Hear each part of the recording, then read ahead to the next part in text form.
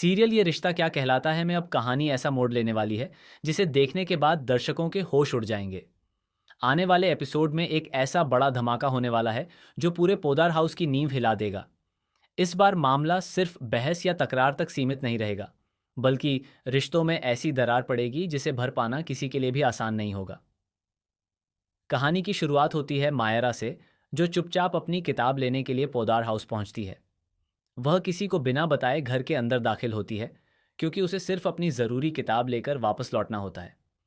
मायरा सोचती है कि अगर किसी ने उसे देख लिया तो फिर बेवजह का हंगामा खड़ा हो जाएगा, इसलिए वह बहुत सावधानी से अपने कमरे की तरफ बढ़ती है।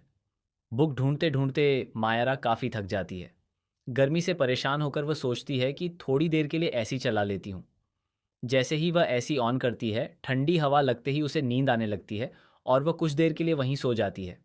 उसे बिल्कुल भी अंदाज़ा नहीं होता कि उसकी यह छोटी सी गलती आगे चलकर इतना बड़ा तूफान खड़ा कर देगी। उसी समय तान्या वहां पहुंचती है और मायरा को देखकर मुस्कुरा देती है। वह सोचती है कि पहले मायरा से आराम से बात कर लेगी, लेकिन तभी किसी की आहट सुनाई देती है। तान्या घबरा जाती है और जल्दी से वहां से निकल जाती है। जाते जाते वह गेट बंद कर देती है ताकि कोई और अंदर ना आ सके। लेकिन उसे क्या पता था कि उसकी यही गलती मायरा को बहुत बड़ी मुसीबत में डालने वाली है। कुछ ही देर बाद दिशा वहां पहुंचती है।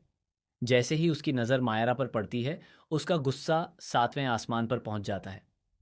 वह बिना कुछ सोचे समझे मायरा का हाथ पकड़कर उसे बाहर घसीटती है और जोर जोर से चिल्लाने लगती है।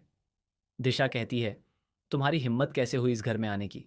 तुम्हें और तुम्हारे मम्मी पापा को इस घर से निकाल दिया गया था, फिर किस अधिकार से यहाँ वापस आई हो? मायरा भी इस बार चुप नहीं रहती। वह साफ शब्दों में जवाब देती है कि यह घर उसके बचपन की यादों से जुड़ा है और अपनी किताब लेने का उसे पूरा हक है। बस इतना सुनते ही दिशा अपना आपा खो बैठती है और सबके सामने मायरा को जोरदार थप्पड़ मार देती है। थप्पड़ की आवाज़ पूरे घर में गूंज जाती है। सभी परिवार वाले दौड़कर वहां पहुंचते हैं। हर कोई यह देखकर हैरान रह जाता है कि दिशा ने एक छोटी बच्ची पर हाथ उठा दिया। घर का माहौल पूरी तरह बदल जाता है। कोई भी दिशा का साथ देने के लिए तैयार नहीं होता। दादी सा का गुस्सा फूट पड़ता है। वह पहली बार दिशा को इतनी सख्त आवाज में डांटती है कि पूरा घर सन्न रह जाता है। दादी सा कहती हैं कि इस घर में आज तक किसी बच्चे पर हाथ नहीं उठाया गया और आज दिशा ने सारी मर्यादाएं तोड़ दी हैं। लेकिन असली ट्विस्ट तो इसके बाद आता है। तभी तान्या सबके सामने सच बता देती है कि मायरा चोरी छिपे किसी गलत इरादे से नहीं आई थी, बल्कि सिर्फ अपनी किताब लेने आई थी। इतना ही नहीं, वह यह भी स्वीकार करती है कि गेट उसी ने बंद किया था। ये सुनते ही सभी लोग दिशा की तरफ देखने लगते हैं। इसी बीच एक और बड़ा खुलासा होता है।